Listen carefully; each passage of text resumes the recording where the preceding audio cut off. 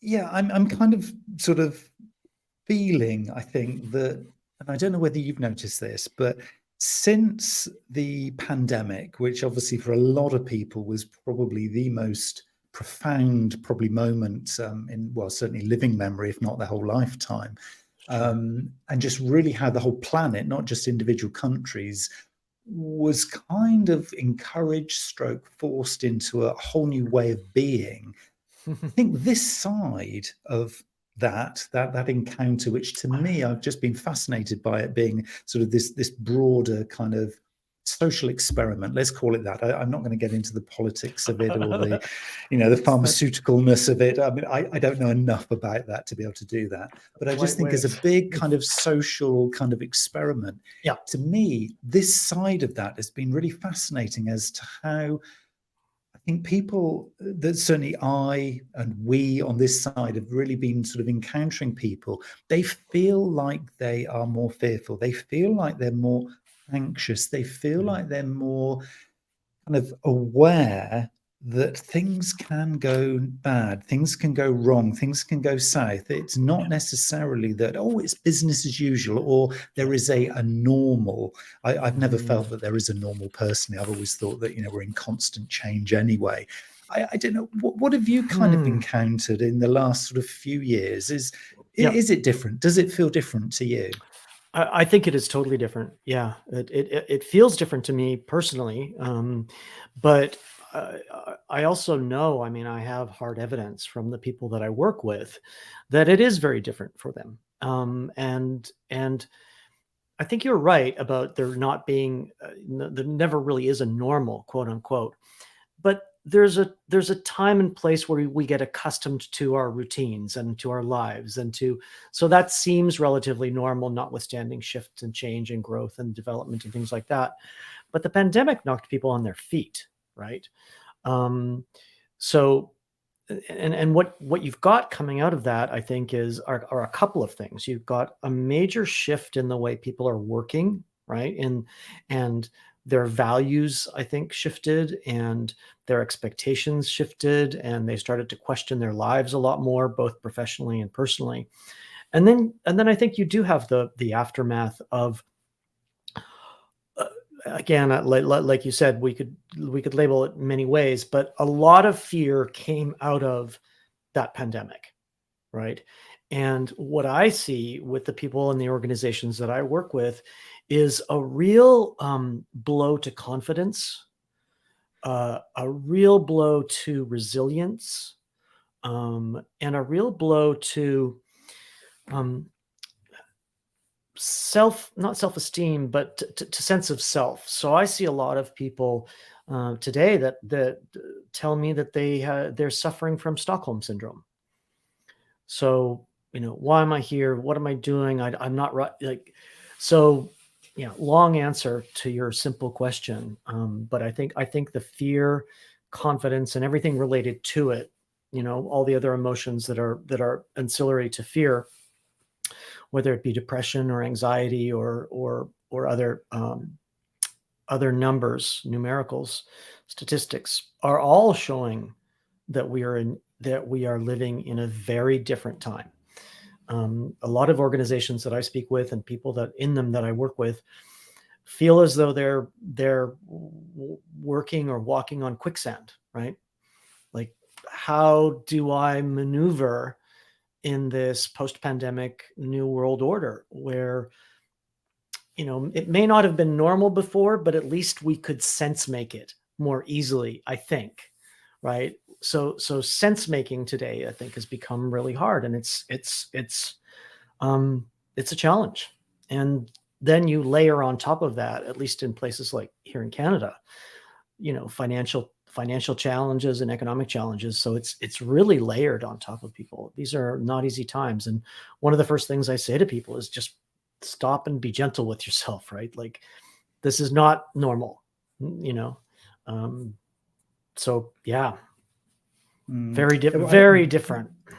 Yeah, I want to come back to that whole thing about being gentle with yourself. I love that word gentle. I often use the phrase be kind to yourself. Hmm. This is something that my wife Sonia's kind of Yeah. taught me sort of Yeah. over many years. We've talked about this whole thing about just don't beat yourself up, just be kind to yourself. But I love that word, be gentle to yourself, because I think a lot of us do almost beat ourselves up if either we're not perfect or if we're Hmm. not successful. I think Hmm. let's explore that word, because I think, for me, that's one of the banes of my life, not just for myself, but I think for others, that I see a lot, is that, Hmm. yeah, I'm kind of chasing something, and I'm not necessarily getting there, so therefore I am not succeeding, whether that's financially, in relationships, in work, in career Yeah. progression, or whatever. I just Mhm. find that's a really interesting one.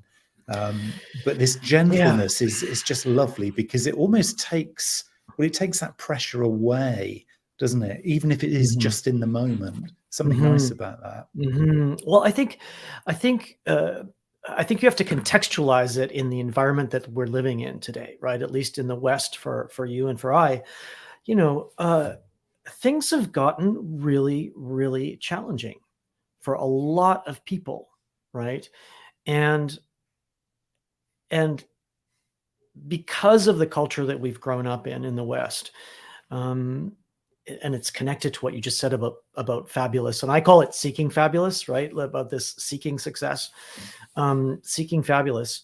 We are taught, we're told, we're indoctrinated to strive for those things, and in the process, it can be really, really painful, and it can be really, really hard. So that's why I say be gentle to yourself, because you and I and everybody that we work and speak with are under an enormous amount of pressure from all kinds of angles in this modern complex society that is very commercially driven, right?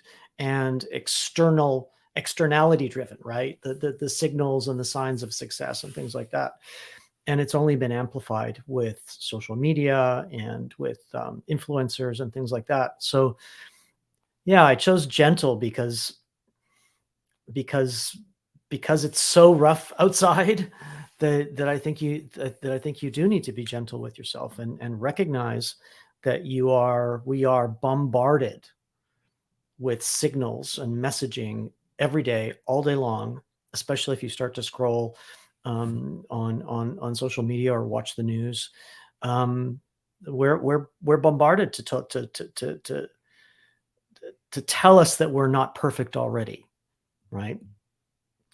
So yeah, you've got to be gentle to yourself, and I would take it a step further, and I tell the people that I suggest to the people that I work with, you know, put up, I call it my it's, I should probably come up with a better name, but it's like my personal protection barrier, of of of making sure that things like negative news cycles are not affecting me. I speak to some clients that they're agitated or they're stressed out or they're anxious, and I'm like, well, when was the last time you watched the news? Oh, at 11 p.m. before I went to bed.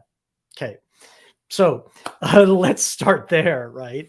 You've got to set up uh, rituals, almost daily rituals, where you're not bombarded by the negative news cycle. You're not absorbing negativity on social media. You're not or limit as much as possible the toxins in the food that's around you, and also the people that are around you. So um yeah, be gentle and protect yourself is what I suggest to people these days. I should explain to those listening who we're talking to here, Okay. because Yeah. you'll know it's the Neil Wilkins podcast because you'll have clicked the link or you're already subscribed to. But I'm joined today by Colin Kingsmill, and Colin's on a mission. I want to get a bit of a backstory, Colin, for everybody to understand how you got to where you are today. But Sure. I understand you're on a mission to help people to rediscover their humanity, Hmm. and your big focus really is all about integrity, living a fearless and free kind of lifestyle. And a Hmm. lot of the people you work with, I'm guessing, are not in that mindset, that state, or are not almost giving themselves permission to live like that. Right. Do you want to give the listeners a little bit of kind of backstory as to how you came to be in this kind of space? How I got here, sure. So I think my experience or my life so far has been or can be looked at in 3 chapters, right? The first chapter, up until about 35, I was completely asleep at the wheel, right? And I was going after all of those markers of success, right? I lived in Switzerland. I got my MBA in Milan. You know, the list goes on, right? Nice cars, nice house, all that stuff, right? And I woke up one day at 35 and I thought, wow, I just spent the last 15 years going to school, chasing a career, doing all the quote unquote right things. And I was the most miserable sod you could ever meet, right? And I thought, well, that's interesting, right? I did everything I was supposed to. I got everything I was supposed to get, and I'm doing everything I'm supposed to do, winters in St. Moritz and Easter in Saint-Tropez or whatever, right? And I thought, I really woke up one day. It was April 6, 2001, and I had a bit of a spiritual awakening, and I said, I need to start over again, because everything I thought was going to make me happy isn't. On the contrary, it's weighing me down, right? So that was chapter 1, which I was, just unaware of anything, right?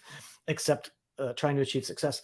Chapter 2 was really kind of a learning stage. I know, call it awakening or getting informed or acquiring knowledge about, much more about, what's out there, spirituality. Is there more, what are the what is this all about, basically? So I spent about 20 years doing what somebody actually called the other day shelf development, right? So shelf development is reading all of those books in the back and the million other books that I have where I moved from Switzerland back to Vancouver, and I realized that I need to figure things out. So I went to the bookstore, the spiritual bookstore and the self-help bookstore, and I grabbed everything, right? It's like, I'll have it all. And spent a long time diving into every angle of self-help and spirituality and enlightenment and advancement and, you name it, right? And I call it the shelf help era because I read everything and I knew it all, relatively speaking, right? I had comprehended it, but I didn't internalize it. And I didn't really internalize it until about a year ago. And again, so now I'm in chapter 3, right? And chapter 3 is the accumulation of all of those experiences and the internalization of everything that I learned. And the reason that I'm on this mission of helping people rediscover their humanity, living in integrity, living fearlessly, and ultimately with the goal of becoming free. And I mean free from psychological suffering mostly, right? And also free to be who they really are and free to be unlimited and things like that.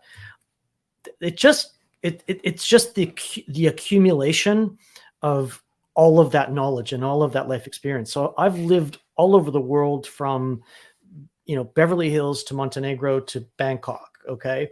And I've seen all kinds of ups and been on private jets and super yachts and I've seen all kinds of downs, having filed for bankruptcy once and divorce. And so I kind of have this large or how would you call it? Like a wide angle lens on life. And the idea of humanity, integrity, fearlessness, and freedom is the byproduct of that. And I can dive into what I think all of those mean, if that makes sense to you. It certainly does. And I think there's something that the way you've described those stages, I think that really kind of resonates with me. I guess I'm on a not massively dissimilar journey. I think that there is some sort of likeness there. I kind of hit a certain age, and I'm sure some people listening to this will kind of resonate with this, that you get to a certain point in life. I don't know whether it is just an age thing or it is just a point of becoming slightly more self-aware than you were when you were younger because of hormones, life, peer pressures, whatever it happens to be. It's probably a whole Right. cocktail of things. Sure, yeah. And you get to a certain point where you just think, and relax. I am me. I am who I am. I'm happy with that. I'm very happy with that. And it's almost, and I'm going to use this word very, very carefully. And there's a huge number of caveats around this word, but I'm going to use the word wisdom with a small lowercase w to start it. Okay. I think you get to a certain point where you feel, I'm actually getting a little bit wise. I know it's still a journey. I haven't figured it all out yet, but you kind of almost go over that little precipice and think, I'm just going to jump, because at this point, I actually know enough to know I'm going to land with both feet.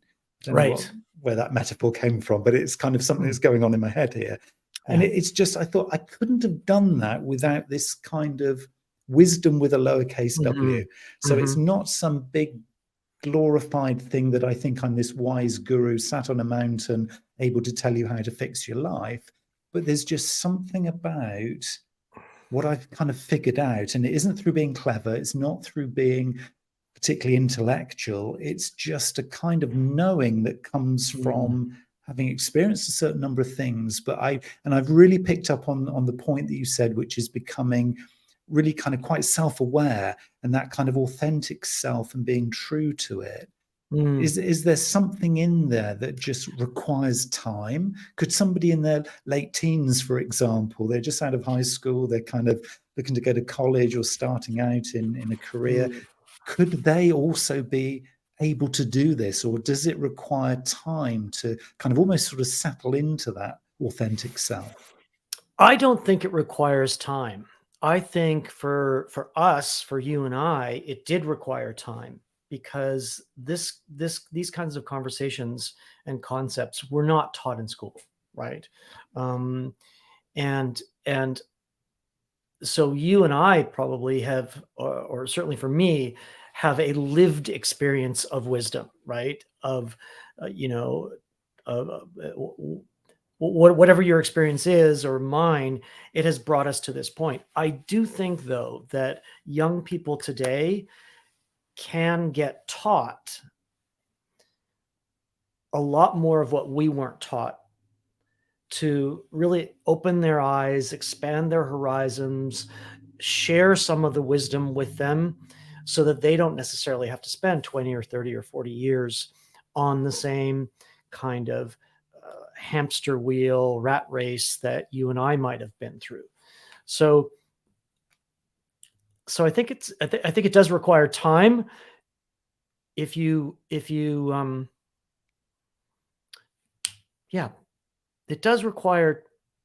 did require time for us, but I don't think it requires time for everybody. I think anybody that's 18 or 19 or 20 or 25 would appreciate the experiences that we've had, and the teachings that we can give, and the help and the guidance and the wisdom that we can share.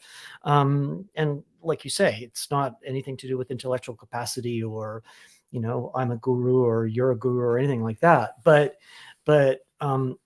I think a lot of these things that you and I have experienced to get us to this place aren't taught and aren't shared. But there seems to be a growth, an expansion of this kind of knowledge, and a desire for more, because you see it in the rise of well-being and wellness and health and wellness and things like that, the rise in retreats and self-care and things like that. And you also see the pain on the other side in the statistics and the data and the numbers around mental health, especially here in Canada and the United. Well, actually, you guys have got some pretty scary numbers too over in the UK in terms of, depression and anxiety and suicide and suicidal thoughts and self-harming, and, the list goes on. So that's sorry about that. That's a very long answer to say we needed time, but not everybody does. Yes, Not everybody does, not everybody needs to trudge along for 20 years and read every book that, let's excel. That's my idea is with this idea of humanity and integrity and fearlessness. That's my idea, is to get people to freedom from psychological suffering faster than it took me. That's it. Yeah. I really, really love that. I mean, genuinely really love that, because I think, for you and I think it was, yes, there was a treadmill. There was this, as I often call it, the hamster wheel of Yeah. the long commute, the doing what, is expected to be serving others in a career that, yes, financially rewards, and you can get the mortgage or the down payments on this and that, and you're in this kind of this process, but it obviously doesn't have to be that way. But if people are feeling kind of stuck, I know a lot of your work tends to be to try and sort of free from feeling stuck. Is it a perception then? It's a kind of almost like a self-perception of being stuck, because for some people, that being in that process, which I guess for some is quite predictable, rather than leading a maverick lifestyle where you maybe work freelance, or you have a portfolio kind of lifestyle and you're traveling the world and working as a digital nomad or whatever it happens to be. Sure. If somebody is in a more kind of traditional career where they might be working for a bank or some financial institution, or Sure. something that is a lot more probably predictable in terms of day to day, but also the outcome. For me to judge that and say, oh, you're stuck in that kind of career, they might actually view that's a real positive, because no, it's predictable. I've got a framework around me. This is a very personal thing, isn't it? It's a very personal thing, and I think what I've seen a lot of since the pandemic is are people that are very happy in that in a professional milieu that may be like a bank or a corporation or something like that, and they don't really even want to advance, right? They're content exactly where they are. The challenge for them is they've got a bunch of leaders and peers and maybe managers that are saying, no, you're supposed to have a career, you're supposed to advance, you're supposed to get this next title, et cetera, et cetera. You're supposed to climb the ladder. So absolutely not. You do not have to be an entrepreneur or a digital nomad to be free. I think you can be perfectly free in, like you say, a job that's predictable and you like, and you're respected and you respect others. My God, hallelujah to you. Like there is no judgment about that whatsoever. The work that I'm doing doesn't matter where you sit in that business kind of spectrum, right? What I want to make sure of in the work that I do is that you are not stuck with the ideas in your head, right? You are not stuck with the stories and the narratives that are holding you down, that are limiting you. And it doesn't mean that you go from corporate work to full scale, Elon Musk entrepreneur stuff. No, it's how, wherever you decide which lane you are in, how can we make sure that you are being as unlimited as possible and released from stories and narratives that might be holding you back, or might be giving you some anxiety or some depression or some malaise, or you just don't feel, you may feel stuck, right? In that particular position. You deserve to be unstuck, right? And it doesn't really matter which lane you're in, but you don't deserve to be suffering, right? And unhappy, or all of the mental fitness challenges that we've got today all over the place. Right. What do you mean by narratives in your head? The kind of the storytelling that I guess we all do, kind of almost sort of daydreaming, or just day thinking, or just translating what we're seeing in front of us, or a potential future situation, I guess. Is that what we're talking about? Yeah, basically, most of all, it's about self-limiting beliefs, right?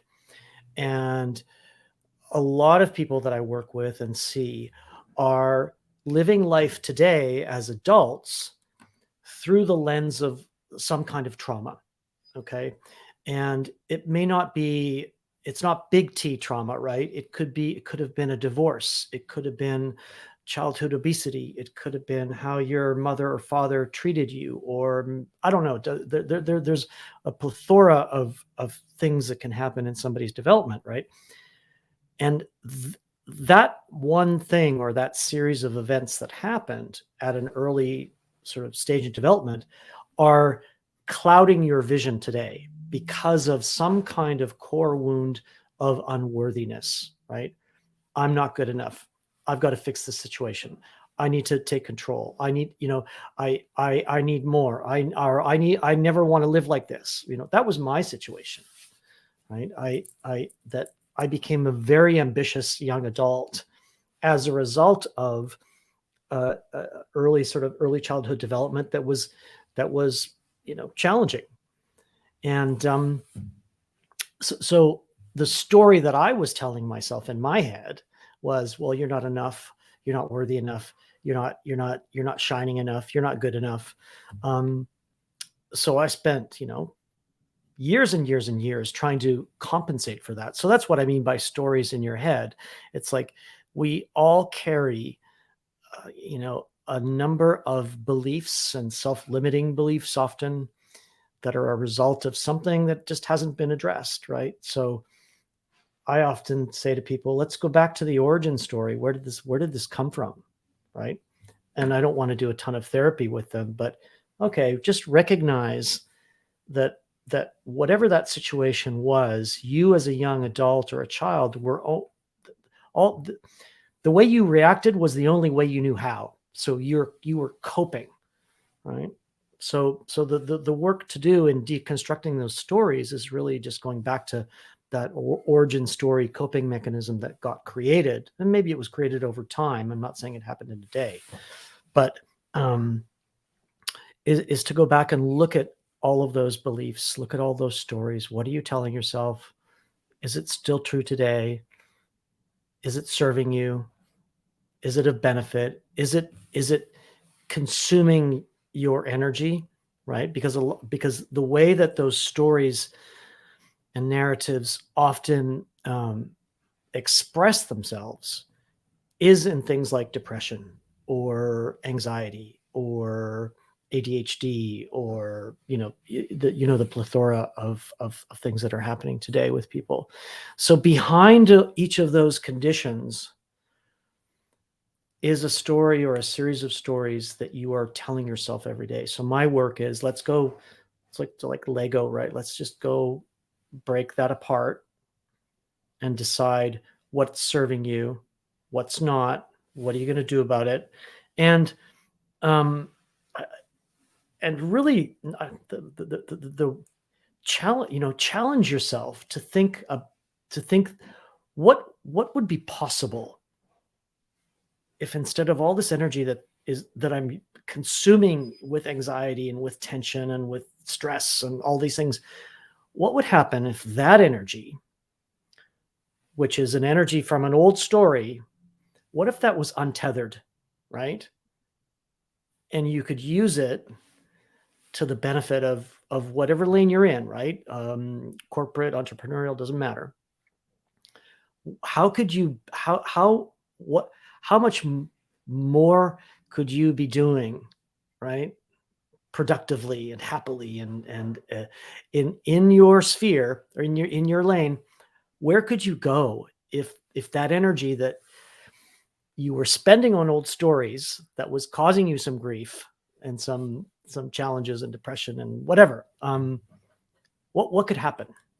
And then people's eyes, they're like, oh, wait, I'm spending half of my energetic fuel tank on stories and things and beliefs and anxiety, and that's not serving me. It's the past. So then it really reframes everything, doesn't it? Because if you give yourself that permission to kind of untether, I guess, if you are tethered, then we're talking about untethering. Yeah. And there must be some things that, with your sort of clients that you're working with that are, quite profound. I mean, they're probably some very, very strong tethers, things that go, way back into deep childhood, which this is not going to be an easy one-time fix, is it? It's like, oh yeah, well, I've untethered today. It's not like that, is it? This must be quite a challenge for some people. Do you know what it is? But I've got to say, it's surprising. It's surprising how many people have the aha moment, right? And they go, "Oh, I know exactly what you're talking about. I know exactly when that happened. I know exactly how I started to cope, and oh my God, I'm still doing it today." I had a wonderful conversation with a client of mine in London, actually, and she's in law, the law profession. And I remember we were talking one day about her having to take control of the whole office and how to figure everything out and sort everything out for everybody. And I'm like, is that your job? Right? And it was because it was stressing her out, right? She was very stressed and she was beating herself up and having a real hard time, because I think the interaction with her colleagues was also like, what are you doing? And we kind of explored for a minute where that came from. And it came from her as a child, being the eldest daughter and in a family that she perceived as slightly dysfunctional. So she, as a young adult, a very young adult, 8 or 9 or 10 years old, felt that she had to take control of the situation all of the time. And here she is, an Ivy League university adult in a prestigious firm in London, playing the same role, right? So, and it wasn't serving her. So that took about 5 minutes, and it's like, oh, okay. And interestingly enough, the next day, her whole body just gave way, right? She was in absolute pain because all of her muscles were just letting go, right? And there's that wonderful book. It's a classic now by Gabor Mate called When the Body Says No, right? I don't know if you've heard of it, but he's a Canadian medical doctor, and now he's become an expert in trauma and trauma's connection to disease. But one of his first books was When the Body Says No, and he tells the story with medical research about how we need to listen to our body, and her body told her, she's, there you go, I'm letting go of that old story. So yeah, I'm a big catch and release kind of guy. Like, I don't want to keep somebody like that. I don't know, staying on theme. It's like, all right, let's get over it. You recognize what it was. I'm not your therapist. Let's move on, right? What's tomorrow going to look like?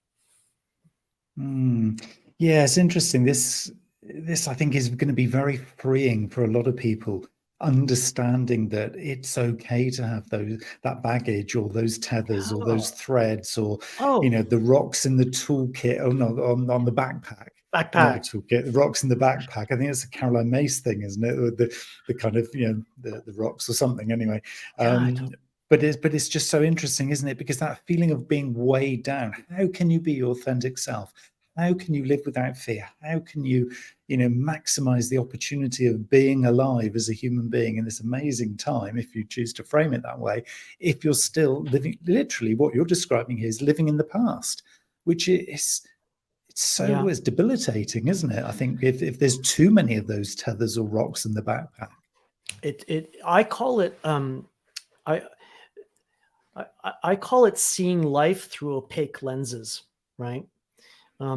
Because I think a lot of people might get offended about if you say you're living in the past, but if you explain to them, you're looking at life through a series of lenses that aren't clean. They're opaque, so you cannot see clearly. And every decision you make, whether you're an entrepreneur or a manager or a mother, doesn't matter. You're seeing life through a series of lenses that are opaque and based on stories from the past. So let's remove them, right? And I know people that are absolutely crippled by those stories. And the byproduct of that is depression, anxiety, ADHD, obesity, and this very sort of strange relationship um, with abundance versus lack and money and all that stuff. So and it's like you could be flying as an entrepreneur if you had cleared the way, cleared out those stories, cleared out those beliefs. Maybe some are serving you. I don't know. Yeah. What is it? Fight or flight? Like, sure, there's some things you should be afraid of course, for your safety. But for the most part, we're not. We're clinging on to, often unconsciously, we're clinging on to those old stories. And my job is, it's like, it's like almost like those curtains coming, being pulled back too. There's another metaphor for you. So you can see clearly. Then do you find that it's also the future, storytelling into the future, so kind of preempting a situation? Again, you could argue with that's based on past experience, trying to then replay it. But do you find that people who are not necessarily fulfilling their promise or living an authentic life would feel that it's because actually what I'm doing is I'm also, not only am I dealing with the past, but I'm also telling myself stories about what might happen, or I'm fearful that he might think that, or that she might say this, Yeah. and there's a real kind of externality here, isn't there? Everything feels like it kind of almost goes external here. And then is there a fear of that kind of external future?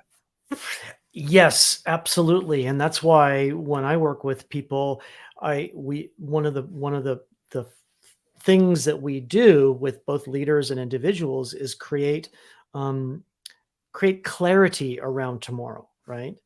And so we work with people on this toolkit, or this leadership toolkit, where you have to design the destination that you're going to, right? You've got to design it, and you've got to have clarity on your needs and your values, and you've got to have clarity on what your personal brand is going to be, right? If you don't do that, right, and then tether yourself down with common sense making and getting away from the news, and stop watching the news but get informed, right? This is what I say to people. You're just sailing a ship without a rudder, right? So of course your destination is going to look scary and bleak, because you haven't charted a course to precisely the milestone marker or the coordinates that you want to be going to. So often fear with people is unquantified, right? Oh, I'm afraid of this. Well, what does that mean?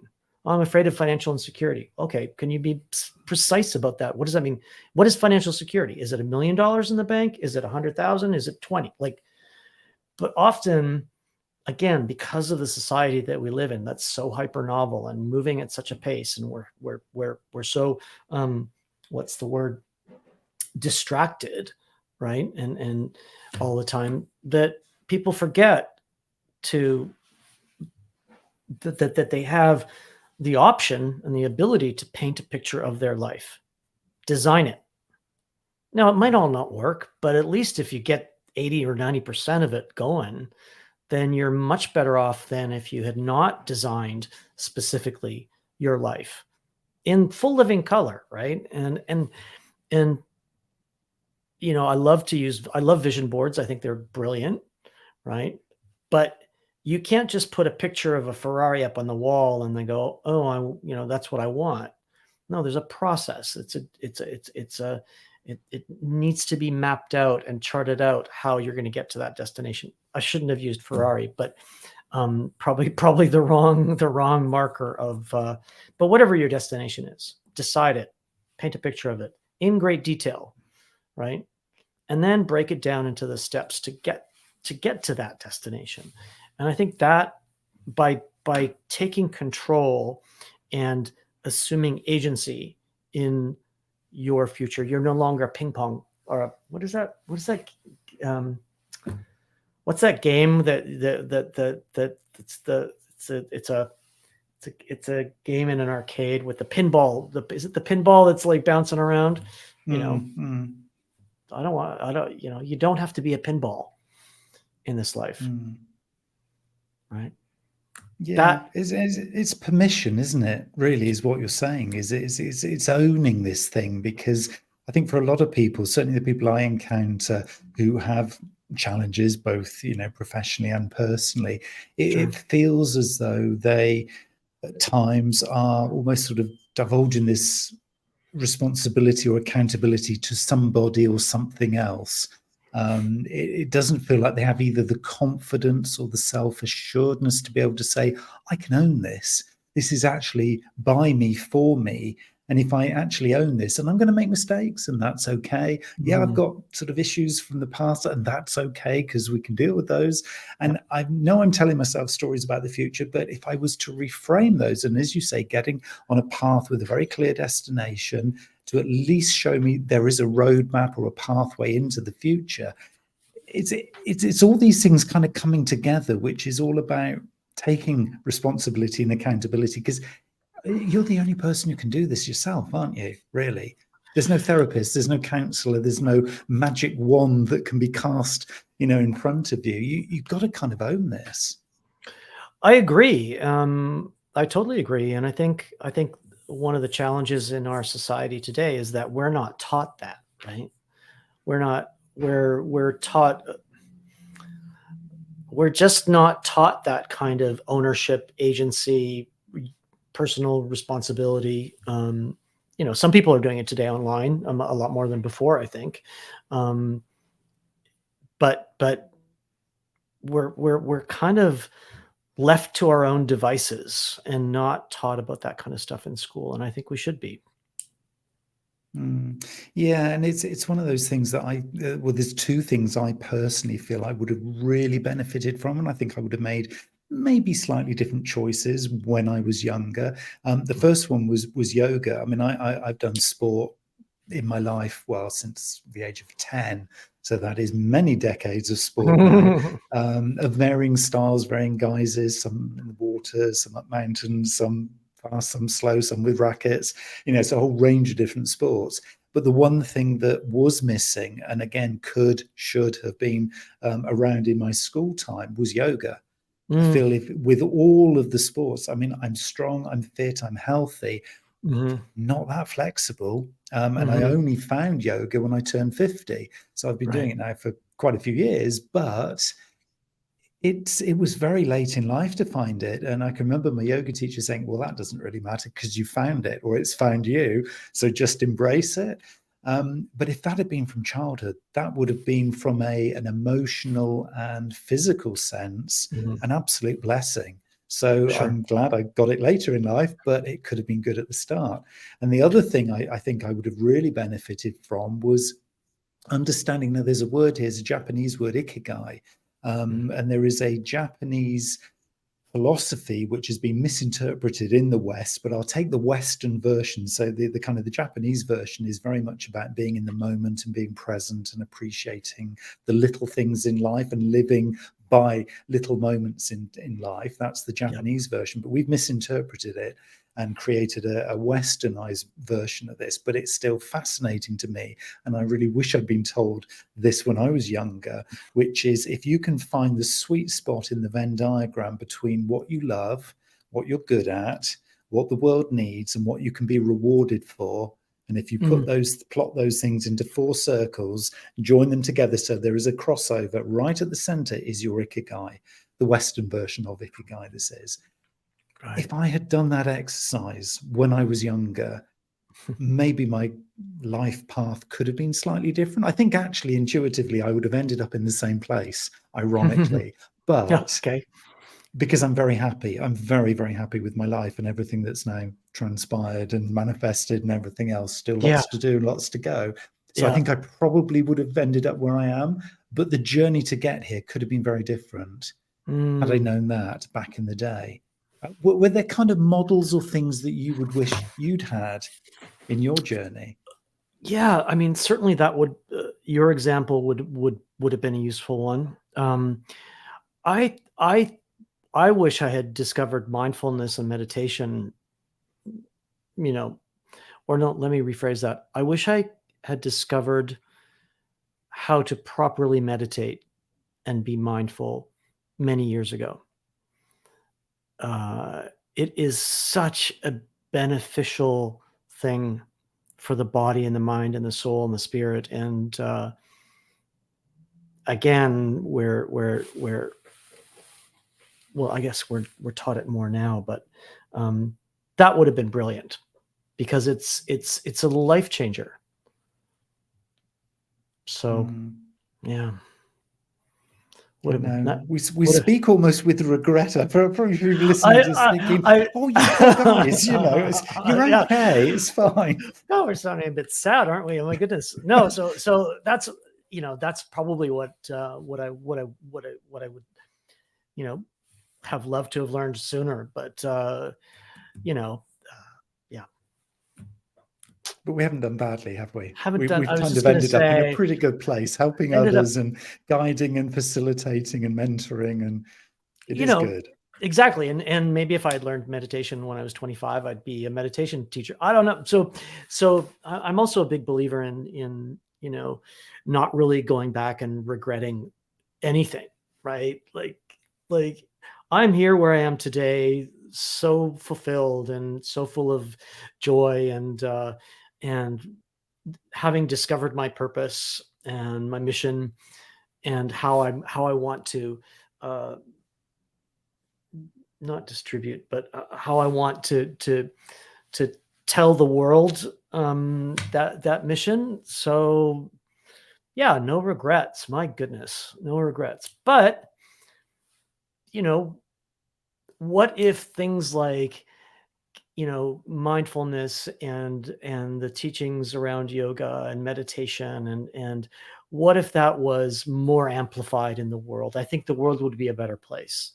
And that's one of the reasons why humanity is at the top of my list in terms of my mission, right? And what I mean by rediscovering your humanity is rediscover our collective humanity is I think the world has become so divided and so divisive, at least in the West, and certainly here in Canada and the United States.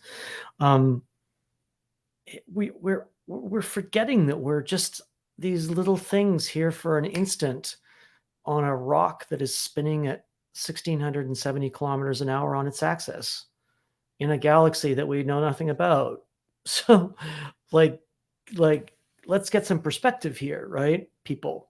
And I think for me, it's the idea of humanity and collective humanity and rediscovering it is perspective, but it's also how we care for our fellow humans, right? I think what's happened with globalization and with corporations is that the corporation has kind of taken the human out of the equation. And in that process, it allows the corporation to perhaps not give us the best food around, perhaps, not give us the right medicine, perhaps treat medical care or health care as a business as opposed to human. You know what I mean? I think we would be a lot better off as a species on this little rock if we brought humanity back and just cared for each other a bit more. Because what's going on certainly over here, well, it's going on with you guys too. What's going on today is not right, I don't think. So how much of this kind of on balance, if there is such a thing, comes from purely within? You talk a lot there about kind of finding purpose, finding the reason, and your mission and your work is clearly adding huge amounts of value to people on an individual level as well as on a sort of community or corporate level. How much of this kind of comes from within, the finding of your own purpose, and how much of this comes from almost seeking feedback from others? Because I guess in isolation, can you sort of, create this sort of, this purpose that you want to manifest, but actually, if you're a little bit deluded, it kind of is pushing it beyond what you're capable of, according to the world and the feedback you might get. Do you kind of almost need to be listening to the feedback of others to be able to figure that bit out? I think so. I think you need to do both, right? I think the first step, though, I think, is going inward, right? And kind of really understanding why you're here, and how you came into this, time space conundrum that we're in, right? You didn't come into this moment in time and space just to get by, or just to survive, or to be a victim, right? You came into this time and space moment for some reason. So yes, look inward, but also look outward and see where the help is needed. Where can you serve? How can you serve? And that might be being a mother in a family. Great, perfect, done, right? It doesn't have to be Nobel Peace Prize winning stuff.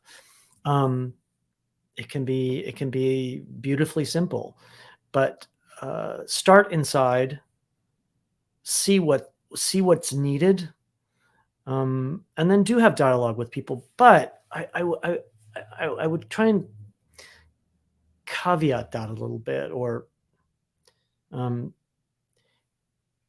you want to listen to people and care and be compassionate and empathetic and a good listener. Yes, but stand your ground, know who you are. That's why my second step is living in integrity. And Martha Beck wrote a beautiful book about it called The Way of Integrity. And so when you're living in integrity, you are being yourself, true to that inner self, so that when you have conversations on the outside, they're purpose driven, they're meaningful, right? They're not you dealing with judgment or arguing or playing with your ego or things like that. So I think it's find your center, go out into the world. What is the impact that you want to make, and go for it. But don't let the detractors stop you. So have conversations, but don't let them be a burden on who you really are, right? And you might lose friends, you might lose family, you might have to change your job, whatever. But don't limit yourself to conversations with people that aren't on the same path as you, right? And again, that's probably linked with the tethers and the threads and the those restrictions again, isn't it? Because they're going to hold you back, aren't they? Literally. Yeah. I mean, that's why one of the things that I say in my fearless work is forget about what others think about you, right? And forget about everything you've learned. By that, I mean, forget about the conditioning that's no longer serving you, right? Forget about that stuff. It's kind of important. Otherwise, if you're not, and you're people pleasing, you're triggered by social interactions, you're maybe you're socially awkward, you aren't good with setting boundaries, you say yes when you want to say no. All of that stuff is again holding you back, holding you down, so is it worth it? Probably not. And it feels then, from what you're saying, is that there's something really kind of powerful about creating little ripples in a pond by dropping literally one little stone of authenticity and honesty and something pure and beautiful actually into the pond that will then create its own ripples that will spread out across the pond, rather than taking the big approach of, I need 1 million followers on Instagram to be able to make my message and live my dream and live my purpose. It feels that there's something about quality rather than quantity. And kind of not missing the point of actually what your purpose is, and not having to shout it, because surely, from what you're saying here, by releasing people who aren't serving or releasing the dissenters, what you're doing then is freeing up space for those who are meant to be in your world and in your life. I completely agree. Yeah. I'm a big believer in throwing at the pebbles in the pond and the ripple effect. And, years ago, these kinds of conversations around energy or around frequency or vibration, they were considered very woo-woo, right? It was like, oh, he's crazy. But today, the science and the neuroscience and the science around the brain and the scanning and all this stuff that people can do, or that we can do today, demonstrates how that actually works, right? So I totally agree with you on that. It's quality over quantity, and I think quantity goes back to those origin stories of I'm not good enough, I don't have enough, I need more, right? So those stories of unworthiness, make people crave 1 million followers or whatever it is, when it's meaningless, right? It's meaningless. Certainly there's people that make a lot of money and are considered very successful, quote unquote, but not everybody needs to follow that path, right? It's not, choose yours, find yours. And when you're looking at things like, oh, I need 1 million followers, or I need this kind of signal, right, that I'm successful or I'm on the right path, just ask yourself why, right? Why do I need that confirmation? Why do I need that affirmation? Why do I need to be certain, or why do I need to peg my success on, money in the bank or certain number of followers or engagement numbers, et cetera, et cetera? It's not who you are. I think there's a little natural pause there just for everyone to intake a breath and realize that was the moment. That was the key golden moment in this conversation. I think there've been many, many golden moments in this conversation. Genuinely, I really do. I've loved talking to you, Colin. I really have. Oh, me too. But I think that there was a moment there that was just like, yeah, that's it. Come on, guys, let's just realize that is it. That is the moment, is that nothing else really matters. Actually, that is the point of this whole thing. It really is. That is about authentic self, is that it isn't about all those smoke and mirrors, all those mirages and, glittery things that actually can fool you, because these are things, they're jokers, aren't they? They can fool you. And it's really unhelpful. Absolutely. Absolutely. I totally agree. I'm sorry I got distracted for 1 second there. But just make sure as you make those decisions, where is the origin story coming from? And I am so sorry, but I'm afraid I have to love you and leave you. You're a big guy. I know you are. I'm going to put in the description of this episode. Obviously, I'm going to put a link to colinkingsmill.com, which I'm guessing is where you'd like people to continue the conversation if they wish to. Sure. Yeah, I'm on Instagram too. So pop over there, or my website. I'm in both places. Love to continue the conversation with anybody, and I really appreciate appreciated us having this conversation. It was great. As I passed the time we allotted, I could keep on talking for another hour. But I know this was a conversation that was going to run and run. I could sense it. But thank you so much for your time today, Colin. Really, really appreciate it. Thank you so much, Neil. Take good care.